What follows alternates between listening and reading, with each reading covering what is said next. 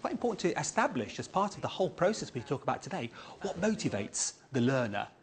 So if you have a conversation with somebody who's very resistant, doesn't see any need to change, and by the end of the conversation they're beginning to doubt that. They may not be convinced, but they're beginning to doubt it. They're now a contemplator. You've motivated them. You're not allowed any more questions either.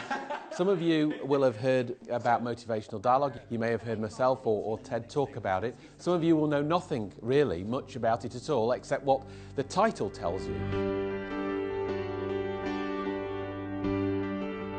How do you motivate people to change their behaviour?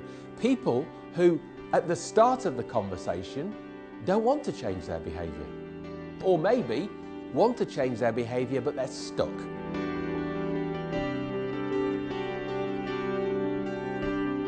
You get to the point with some learners where you think, what else can I do to move this student forward? And the 9 cards describe some of the typical challenges that you're presented as a person working with another person and trying to motivate them.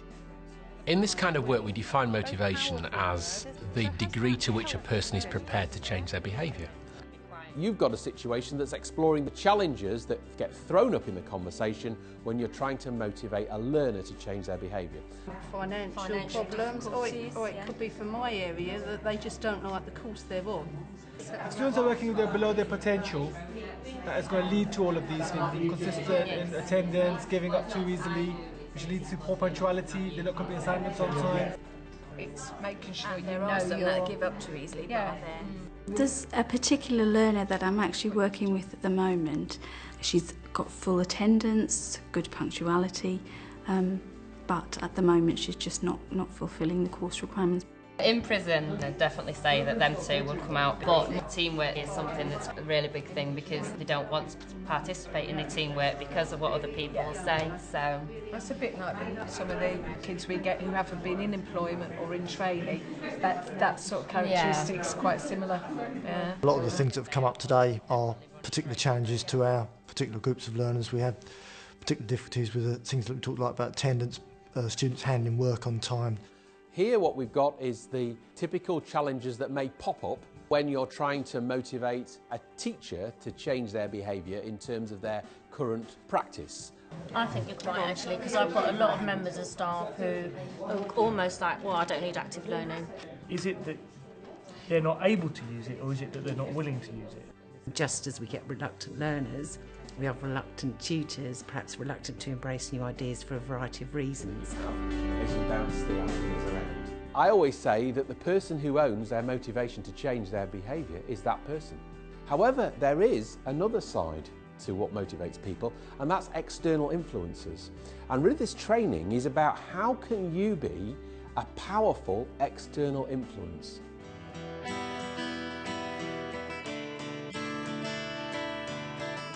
We worked together on the Wheel of Change, where we looked at how we could move learners, or in our case adults that we work with, through a process of pre-awareness through to actually taking some action and then through to maintaining that. The Wheel of Change is a series of stages that any person goes through when undertaking a change in behaviour or significant change in lifestyle. It's that section there that says maybe, maybe not. Can you remember what we talked about last time?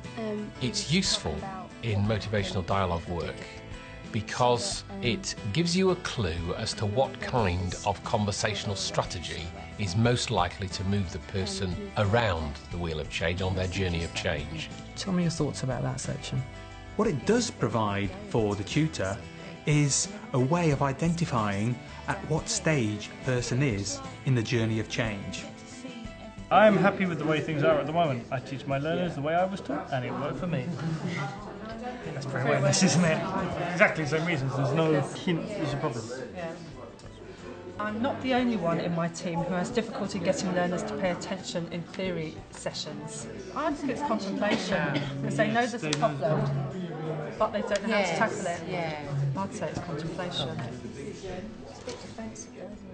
Well, I tried my best, but I can't cope with things. We're not sure whether that's pre-awareness or whether it's actual that they've kind of gone through the wheel and have a little relapse. Yeah.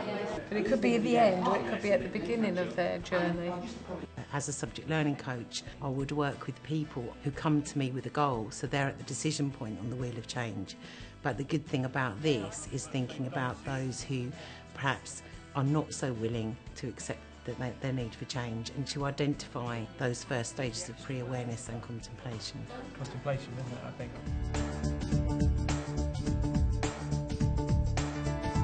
Motivational dialogue is a set of techniques and skills for use in a one-to-one setting, which are particularly for the purpose of getting the client, the learner in this case, to change their behaviour. What's the change that we need to make then? Start moving forward again. Right. And then finish the course. It sometimes seems when you look at somebody who's got these skills and you see them in action that you feel, well, I just could never do that. I'm just not that kind of person, or I just don't understand how they're managing to do that. But in actual fact, we've broken this down into a set of skills that anyone can learn, but with practice. And as you practice, and you have plenty of opportunities with your learners to do this, you'll become more and more skillful. Yeah, thanks. As an advanced learning coach, the big change is going to be an increasing work across college. The skills that underpin the motivational dialogue, they sit very well with the coaching approach. There are slight differences, but I think it's going to be a valuable tool that can bring actually the two approaches together. And actually using the techniques that we've been sort of practicing today would help the learners come to some sort of understanding of how to move forward. Within my area of engineering, some of these activities might be seen as a bit touchy-feely, but I've seen ways today how we might use them within an engineering context. You kind of take on board what you've learned and then go out and have a go.